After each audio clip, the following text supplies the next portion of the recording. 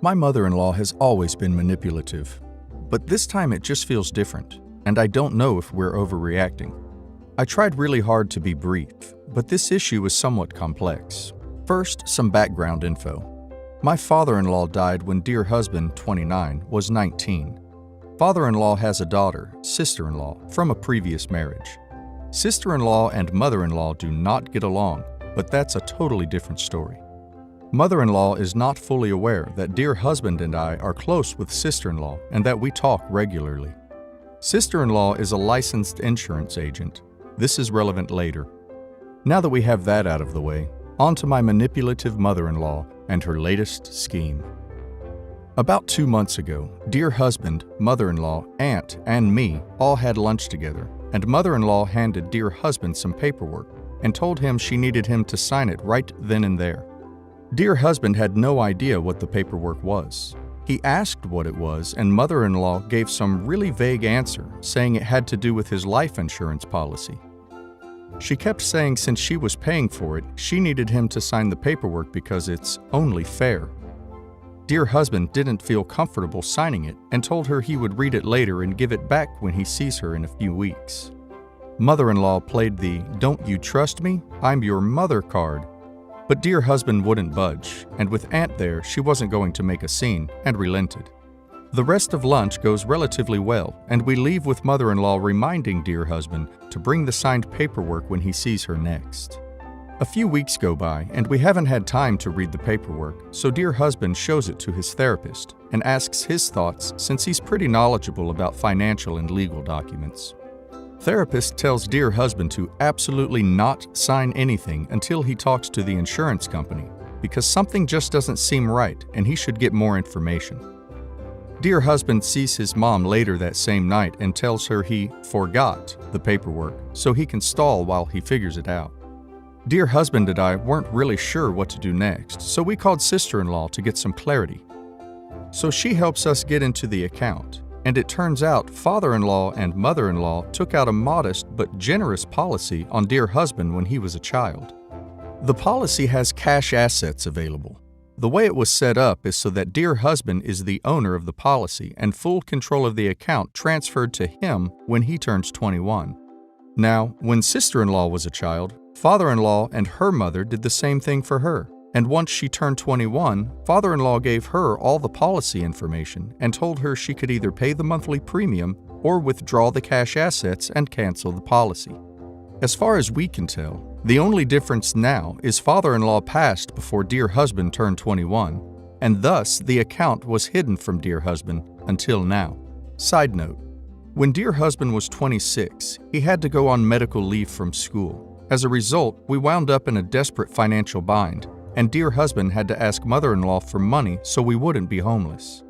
She gave him a loan, with interest, through a bank. Edit, it is a personal loan from her account to his. A bank was used to make the loan agreement. He is currently paying the loan off. When she gave him the loan, she knew he had cash assets available in this policy and still never told him about it. We are fairly confident she is trying to coerce dear husband into signing ownership of the policy to her so that she can take out the cash assets for herself. Dear husband is not going to sign it and wants to keep the policy and continue paying the very affordable monthly premium, especially since he could never get a policy for such a low payment if he were to get a new one right now. Had he known of the policy, he would have taken over payments himself years ago. So to us, mother-in-law arguing it is only fair for her to have ownership doesn't really hold any water. We see her tomorrow. She wants the signed paperwork, and I have absolutely no idea what is going to happen when dear husband refuses. And I guess I just need to know, are we being reasonable? Is this as bad and wrong as it really feels, or does mother-in-law have a point? Edit. I didn't mean to imply a stay-at-home mom doesn't contribute to a family. Dear husband's mom absolutely did contribute to the policy when he was a child, and certainly helped financially in other ways. She was an equal in her marriage regardless of her employment. When I said she didn't technically pay into the policy, I mean it to point out her implication that father-in-law's wishes don't matter when he contributed to it too, and helped set it up for dear husband when he was a child. When mother-in-law came to our house, she asked dear husband if he had the paperwork. Dear husband asks her once again to explain what is going on, and she begins by saying she has been paying for the policy for 23 years, and that is why she needs the signed paperwork. The policy should be hers. Dear husband asks her why she never told him about it 10 years ago, and brings up sister-in-law's policy from father-in-law and asks why, how this is different. She was absolutely blindsided and clearly not expecting us to have this information. It's important to note that this woman thinks we and everyone else are stupid. It apparently never occurred to her we would dig into the details of the policy and do our research. She was stunned. She actually muttered the words aloud, "But I need that money. I've been paying it for 23 years. Dear husband asks how she can say that when she never told him about the policy in the first place and took his choice away to pay for it by hiding it. He also reiterates father-in-law and her both contributed to the policy over his lifetime. Mother-in-law claims she was doing dear husband a favor by keeping the policy alive and insists that he was in no financial position to pay for the policy anyways. This is false. Dear husband could absolutely afford less than $30 a month, and at the very least, I could have afforded it. She also tries to insist the loan she gave him was 10 years ago instead of 4 years ago. She made this claim multiple times, and as soon as we provided evidence that it was in fact 4 years ago, she denied ever saying she gave him the loan 10 years ago. She made both statements within 60 seconds. It was bizarre. Dear husband was doing most of the talking, but the first time I chimed in, mother-in-law told me she was trying to have a conversation between mother and son and that it didn't concern me. Dear husband immediately shut her down, reminding her that while dear husband and I aren't legally married, we have been a couple for 13 years and she can't dismiss me. We are a team, and what concerns him absolutely concerns me. Mother-in-law changes her story and says the policy was always supposed to be in her name and the insurance agent made a mistake when they started the policy. She claims the money was supposed to be for her retirement and she only realized recently that the policy wasn't in her name. There are a few problems with her explanation. The cash assets in the account are not enough to be a retirement fund, like not even close. It would last the average person a few months. The policy bills were being sent to her address, but were addressed to dear husband because he is the owner of the policy for 23 years. Mother-in-law is meticulous about her money and all her finances. There is just zero chance she didn't catch this error if she was always supposed to be the policy owner. Again, for 23 years. She's so anal about money, she once gave dear husband an itemized and dated list of all the things she's paid for him, like stuff she randomly gives him that he never asks for. Since he turned 18, she literally just said she was paying the premium to keep it alive for him because she was convinced he couldn't afford it. I know I didn't just imagine her saying she thought she was doing him a favor. Dear husband isn't buying any of it because it doesn't make sense. He absolutely stuns her by explaining the type of account it is and why what she's saying doesn't really add up.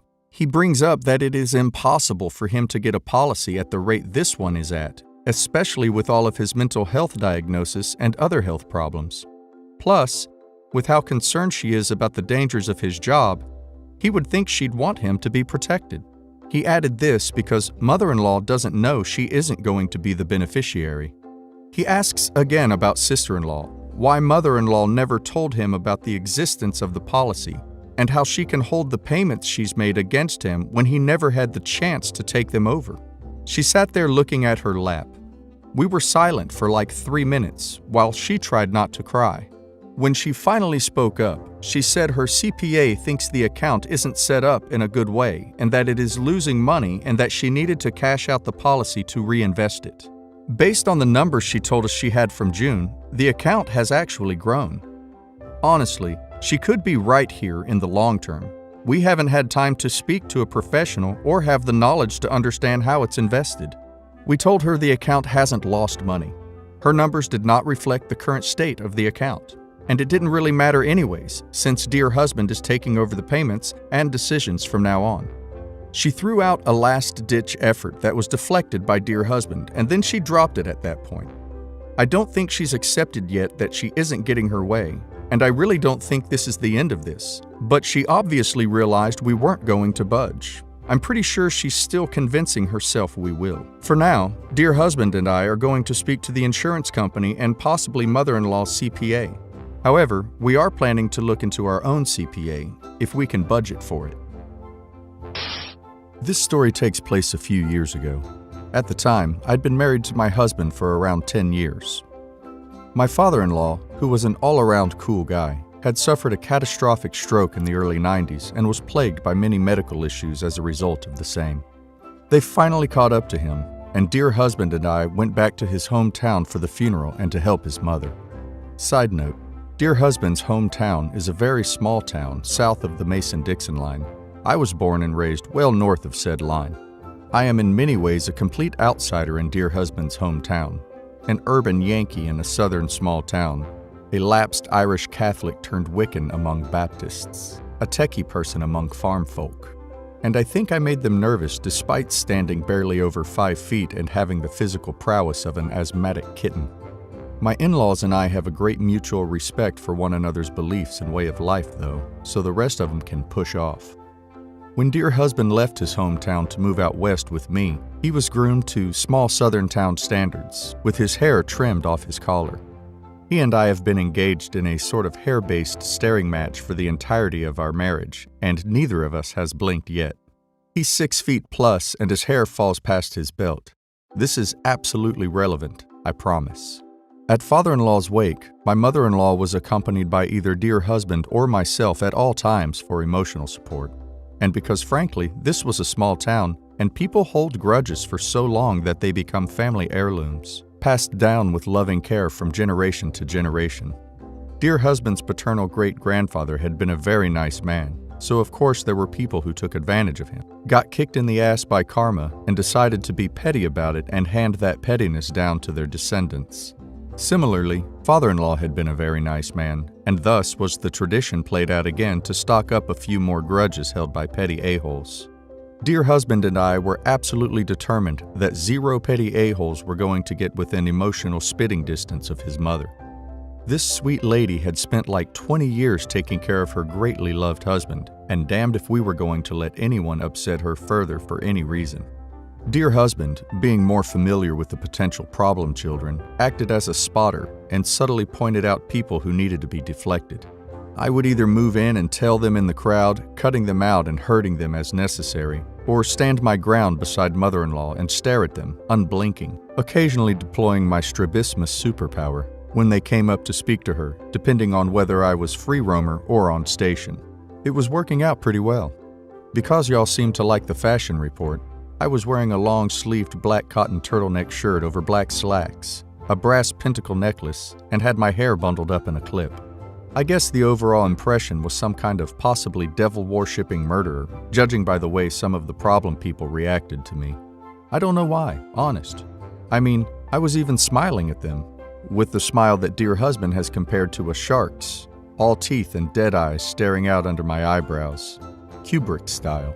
I was on station at mother-in-law's side when dear husband caught my eye and marked someone out of the crowd. I would learn later that this is the mother-in-law of one of dear husband's cousins. The cousin was fine, her husband was fine, but the cousin's mother-in-law, well, she barely knew father-in-law personally, but she was dressed like the chief mourner at a Vatican funeral, complete with so much shiny jewelry that entire flocks of magpies were probably lurking outside, waiting to pick her clean. What I saw on her face at the first glance was the perpetual faint smirk of the emotional predator, sensing weakness and moving in. Oh, my dear sainted mother-in-law's name, this must be so terrible for you. Father-in-law was such a wonderful, brave man, and you were such a wonderful, godly wife, supporting him all this time. Whatever will you do with yourself now that he's gone? B. Her husband just died like 3 days ago. Back off. Well, I just don't know yet, my mother-in-law said, starting to tear up again. My chin inclined by an inch, and the corners of my mouth rode up slightly. Whatever she does, she's got a great support network of family and friends. Cousin's mother-in-law, that's good. She stared at me for a moment while I stared back and failed to blink, then said, and who are you, honey? Sainted mother-in-law, Oh, this is my wife's son, O.P. Cousin's mother-in-law. Your son? Name. Oh, isn't that him over there? I didn't recognize him with that hair he's got. Mind you, my husband's hair is very neatly kept. From the front, you can't even tell it's as long as it is if he's got it pulled back in a braid or a ponytail. And it was braided on this occasion. He dresses very nicely by habit and looked entirely respectable. Me, a crescent moon of teeth showing as my lips curled back. Isn't it fantastic? Cousin's mother-in-law. Well, I can't believe he didn't get a haircut even for his own father's funeral. I'd think he had more respect for me, seeing that my sainted mother-in-law is clouding over again. His parents raised a man who was confident enough to stand by his own life decisions. Besides, of the two of us, he's the short-haired one. Cousin's mother-in-law. He what? I turned my back, reached up, and took out the hair clip. And the rope of my straight fine hair slid loose, unwinded as it fell past my shoulders and down my back and below my belt and finished spinning out at knee level. It was like a ducking party trick. Yeah, this stunt probably makes me sound like a narcissistic attention W. I was doing this right next to the casket, for duck's sake. But I wanted attention off of my mother-in-law so she could compose herself again. I have social anxieties that stack up to the ceiling, and short of falling on an actual physical grenade, drawing attention to myself was the biggest sacrifice I could make in the moment.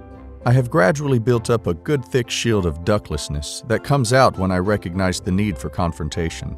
But at the time of this story, it wasn't fully developed. Mission ducking accomplished. Cousin gasped in delight. Cousin's mother-in-law stared in surprise, and I whipped a couple of tissues out of my pocket for my sainted mother-in-law, who quickly regained her poise. Of course, now the hair was out of the clip.